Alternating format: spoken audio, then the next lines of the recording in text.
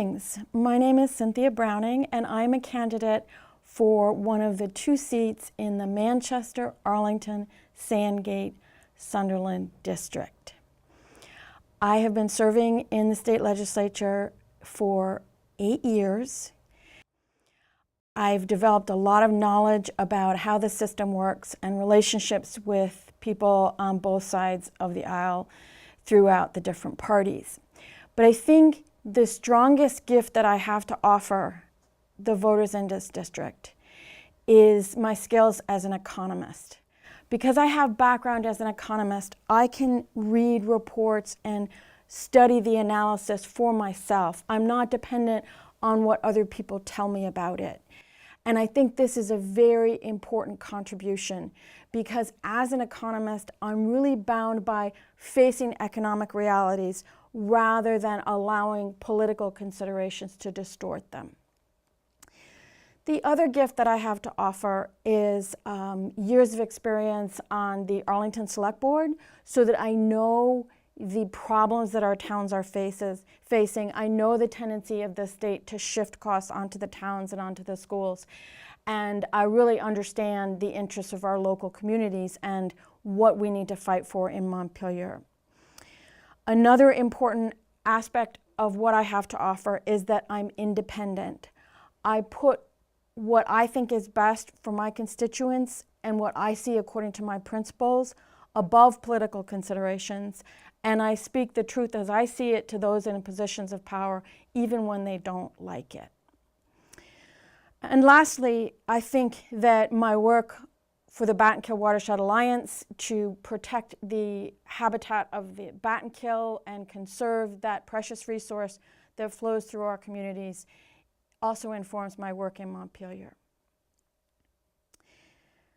So what patterns do I see having been in Montpelier for a number of terms?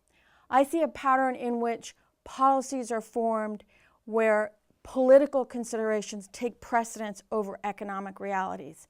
And therefore, the policies don't work to solve the problem. It's as if instead of building an airplane based on physics, you built an airplane based on politics. Most likely, that airplane is not going to fly. Vermonters have reason to be very proud of our state. There are many ways in which we are in good shape and we're very strong, but we could be stronger. And unfortunately, I think the way that state government runs, the way it does its budget and taxes, the way it promulgates policies, sometimes weakens us rather than strengthens us. So that if I am returned, if I am reelected to serve you again in Montpelier, I will continue to work for state policies that will strengthen us and strengthen Vermont rather than weaken us. Now, what do I mean by that? Well, when we talk about politics, one of the things that can be involved is special interests, and that can be large utilities or large corporations or large unions. And sometimes you have policies being designed to serve those special interests rather than serve the interests of all Vermonters. And again, they're not going to work for us if that's how they're being designed. Another problem is that it seems as if the legislature is sometimes more interested in passing new laws rather than enforcing the laws that already exist, because you get more publicity from passing a new law rather than enforcing the laws that already exist. I think that state government needs to do the basics, and it needs to do the basics really well, reliably and effectively, rather than trying to do flashy, innovative things that may or may not work. Another thing that's very important to me, in addition to the question that economic reality should take precedence over politics, is that we all have rights and responsibilities. We all are more anxious to assert our rights than we are to accept our responsibilities. The state has the right to impose taxes on us, but they have a responsibility to do it in a way that's simple, fair, and efficient, and I don't believe they've met that burden. So we all have rights and responsibilities, and it's a question of, are we achieving the right balance of them in executing policies? Another thing that's very important to me is that when we're designing policies, we always want to be looking at ways to invest in future capacities to prevent problems and to coordinate activities to get the best out of the resources before us.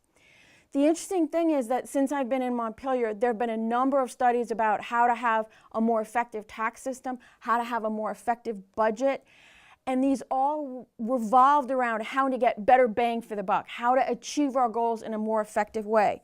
And yet the legislature and the administration has not really been able to put the recommendations of those studies into effect because guess what? It's hard and it's politically hard. So I want to fight to be sure that the tax dollars that are spent on behalf of Vermonters get the most bang for the buck and are the most productive in achieving their results. So what I'm going to do is to talk about a couple of policy issues, and I'll probably run out of time and try to wind up with my contact information, but maybe it'll give you more of a sense of where I'm coming from. On the budget and taxes, we now have a situation where we have a structural budget deficit where when you look ahead, there's a budget gap forever because we're constantly trying to spend more than we really have in tax revenue. We're balancing the budget with one-time sources of funds. It's not really balanced. This is why we have to do a comprehensive reform of the budget and spending system, and we have to do comprehensive tax reform. We have to do better for Vermonters. In terms of health reform, we all want all Vermonters to have access to quality health care that is affordable. We all want to control costs. But there may be a number of different ways to achieve those goals. I think that the problems with the rollout of the Vermont Health Connect should lead us to be very cautious about doing the ambitious single-payer program until we really have a chance to analyze that plan. And so far, we have not seen that plan. I am confident that Vermonters can control costs, maintain quality, and improve access in a variety of different ways, and I know we can get that done. In terms of education, consolidation has been an issue of recent months, and I think that one of the key things for me is that the state should not impose mandates that remove local control. We may need to consolidate, but I think it should be done on a voluntary basis. And in education, as in other areas, the state has been misusing the education fund, using it for purposes other than education, and to my mind, that is a violation of the state's responsibility. I have more information about this and all other policy issues. I have a legislative report.